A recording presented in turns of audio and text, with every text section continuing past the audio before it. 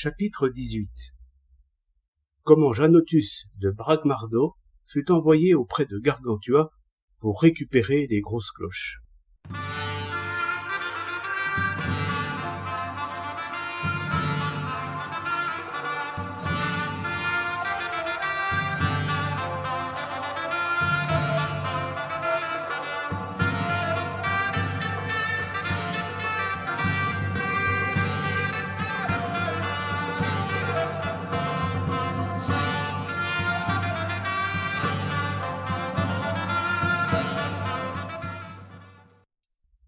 Maître Janotus, tondu à la César, vêtu de son capuchon à l'antique, l'estomac bien immunisé au cotignac de four et à l'eau bénite de cave, se transporta au logis de Gargantua, touchant devant lui 3 bœufs d'eau à museau rouge et traînant par derrière 5 ou 6 mètres sans art, bien crottés jusqu'au bout des ongles.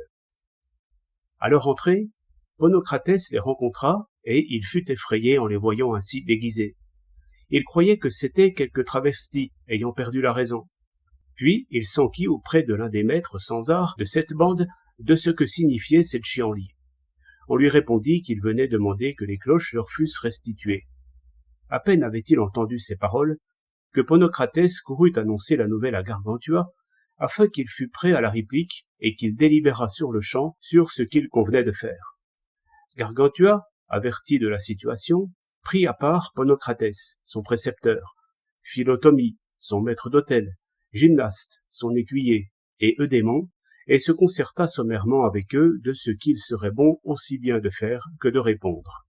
Tous furent d'avis qu'il fallait les conduire au petit coin du gobelet, et là, les faire boire en bon rousteau.